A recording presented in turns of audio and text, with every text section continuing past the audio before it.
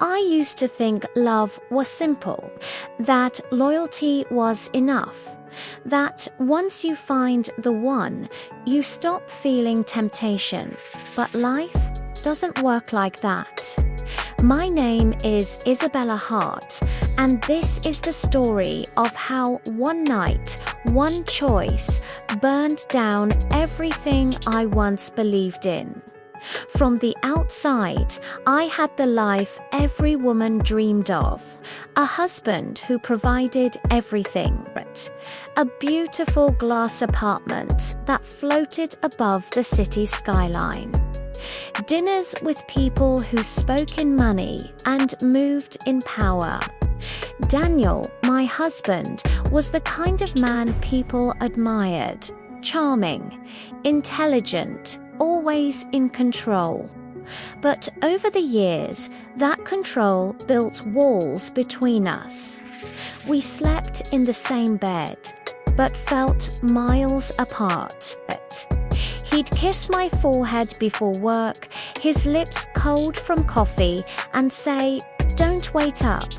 I stopped waiting years ago. Our love had become routine, predictable, safe, but suffocating. And then one night, he mentioned something casually over dinner. "Ethan's back in town." I froze.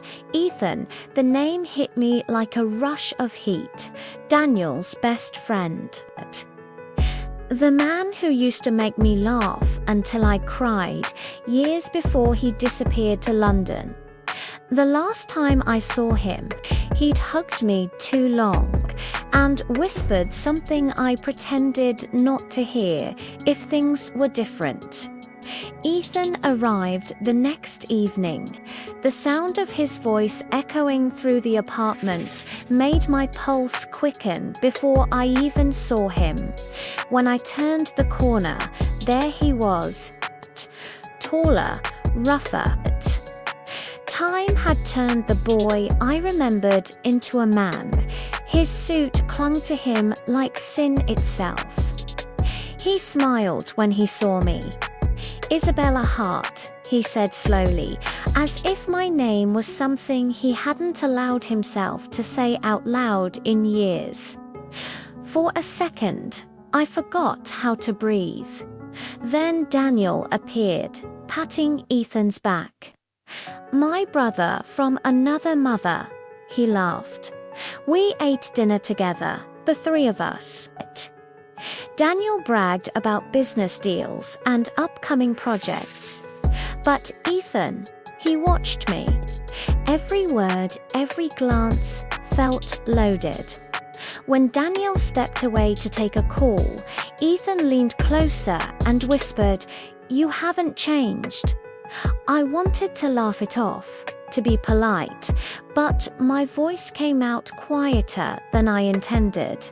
"Neither have you." His eyes dipped for a moment, not at my face, but my lips. And that's when I knew the past wasn't buried. It had just been waiting. After dinner, Daniel suggested opening another bottle. Ethan offered to help me in the kitchen. The room felt smaller than it should have. His hand brushed mine as I reached for the glasses. I pulled away, but too late. The spark had already lit. "Does he make you happy?" The question was a whisper, dangerous. I turned to him, my heart hammering. "Ethan, don't. I've wondered for years," he cut in, voice low, "what it would feel like if I had kissed you that night." Silence. The kind that hums with every forbidden thing you've ever wanted. Then Daniel's voice called from the other room, breaking the spell. But I saw it in Ethan's eyes before we walked back. This wasn't over. Later, Daniel got called into an emergency meeting. He kissed my cheek and left, telling Ethan to stay the night in our guest room. When the elevator doors closed behind him, the silence was deafening. I stood by the window, staring at the city lights. And then I heard his footsteps behind me. "You shouldn't be here," I said softly. "Then tell me to leave," he replied. I didn't. The reflection in the glass showed us both, him standing behind me, closer than he should be. I could feel the warmth of his breath on my neck. "I tried to forget you," he said, his voice barely audible. "Every night. Every city. But I never could." My heart was racing. I whispered, "Ethan, please." He moved closer, his hand hovering near mine. "I don't believe you want me to stop." And he was right. When his fingers finally touched mine, it was over. Every wall I'd built collapsed. He turned me round, slowly, his eyes searching mine for permission I never gave, but never denied. And in that moment, I didn't think about Daniel. I didn't think about the consequences. Only the fire that had been waiting for years to burn. The city was still asleep when I woke up. The sheets tangled around me, the air heavy with guilt. Ethan was gone. No note. No goodbye. I walked into the bathroom, looked in the mirror, and saw someone I didn't recognize. When Daniel returned home that morning, he brought coffee like nothing had changed. He smiled at me, the same loving, trusting smile. And I broke. He touched my hand and asked, "You okay?" I nodded, but my throat burned. Because I knew the truth. I wasn't okay. I had crossed a line I could never uncross. Days passed, weeks. Ethan didn't call. But every night, I found myself staring at the city, remembering the way his voice sounded when he said my name. Daniel noticed. He'd ask why I seemed distant. And every time, I lied a little better. Until one evening, Ethan texted, "I'm leaving for London." I thought you should know. I stared at the message for a long time. Then I typed back, "Goodbye," but I didn't send it. Instead, I deleted his number. Because some chapters aren't meant to be finished. They're meant to haunt you. Part 7, The Truth About Desire. Years later, I still see him sometimes, not in person, but in my mind. The way he looked at me. The way everything changed with just one glance. People think infidelity is about sex. It's not.